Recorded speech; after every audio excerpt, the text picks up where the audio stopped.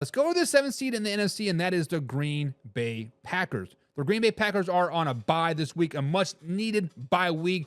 Jordan Love needs to get healthy for the Green Bay Packers to be contenders.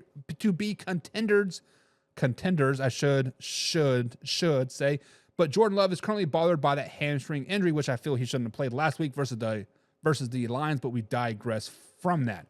And going into Week 11, they do play the Bears, 49ers, and Dolphins. Right now, the Green Bay Packers have the 11th ranked defense in the NFL, but for some reason they traded Preston Smith to the Pittsburgh Steelers last week. Not for sure why, but I want to see how they can rebound from that trade. Who is going to come in there and do what Preston Smith used to do for the Green Bay Packers? The offense right now is flying high. 4th ranked offense in the NFL, averaging over 26 points per game. Currently sitting at the 7 seed, they have a 63% chance of making the playoffs, aka they have a fairly tough schedule moving forward. So when we look at the Green Bay Packers, guys, are they contenders or are they pretenders? Green Bay Packers were on a 4-game winning streak over the Rams, Cardinals, Texans, and Jaguars before getting kind of humiliated by the Detroit Lions last week. Let's just be flat out honest. They were winners of 6 of 7. They're sitting at 6-3 on the season right now. They do have some good wins over some good teams, right? The Colts, nothing to write home about, but it was a good win. They did beat the Rams. They did beat the Texans, and they did beat the Cardinals, all playoff caliber teams.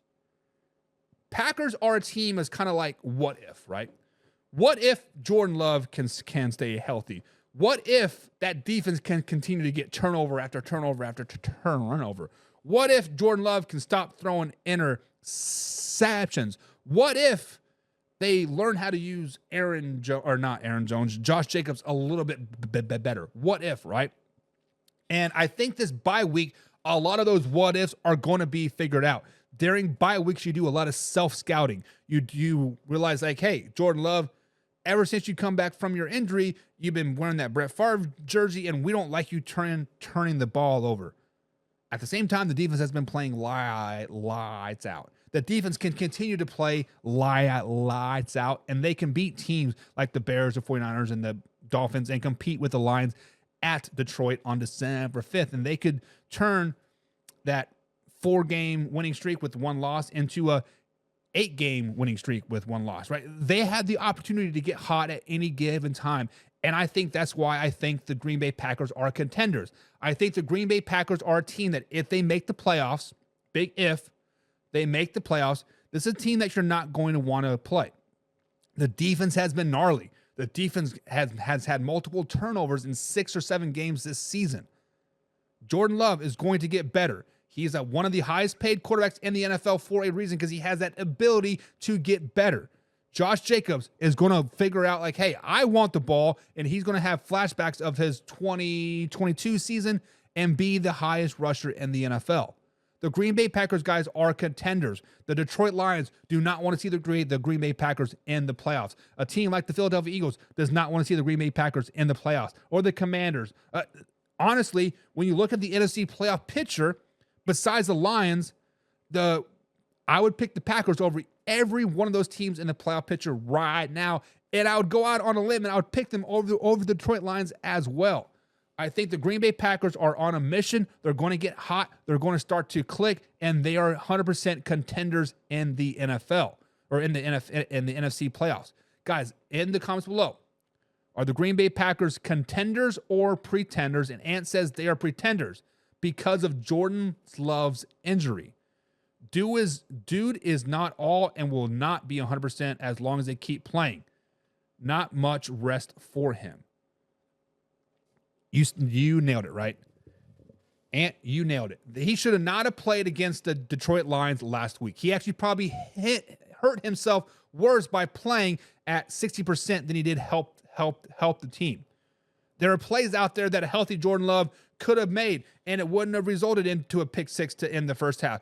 It would have been a completed pass there. We could have had a different outcome of that game.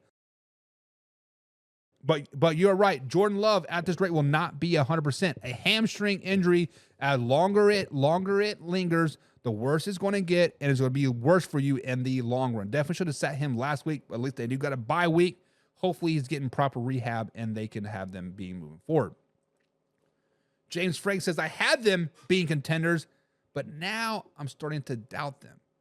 Why are you starting to doubt them, James? Was it because of the loss to the best team, the team that's number one in my power rankings, and the Detroit Lions?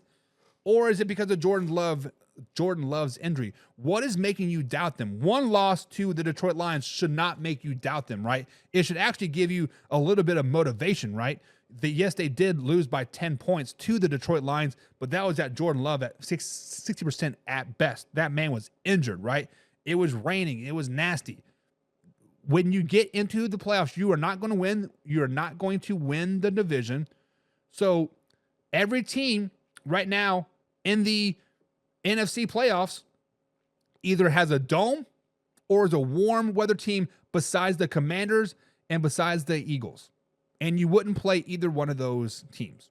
Well, you would potentially play the Commanders, but I think you can beat the Commanders. In the dome, warm weather, give me the Packers all the time. And Derek says they have a lot of weapons. They do have a lot of weapons.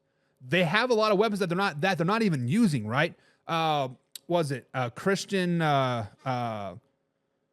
Is it Christian Watson or Romeo Doubs that has like one touchdown his whole career? Like, use the man, Jaden Reed, right? They have a plethora of receivers. Use them, but most importantly, use Josh Jacobs. Use him, right? Ann says, "Yep, he rushed himself back. He should have sat out longer." Yep. 100% right. James says, I have them as contender, even with Love out. Malik is a wild card if the right one shows up and looks out. And that is what's great about the Green Bay Packers is Matt LaFleur is a very, very good coach. Matt LaFleur understands that Malik Willis is not no Jordan Love. Matt LaFleur understands that you can rush the ball with Josh Jacobs over and over and over again and Malik Willis over and over and over again, and you're going to win games. That's what they did when Jordan Love was out the first time. What? Malik Willis had like 10 pass attempts? Something crazy? Went out there and balled out. Balled out. So, guys, are the Packers contenders or pretenders? Next up, we got to talk about Laura.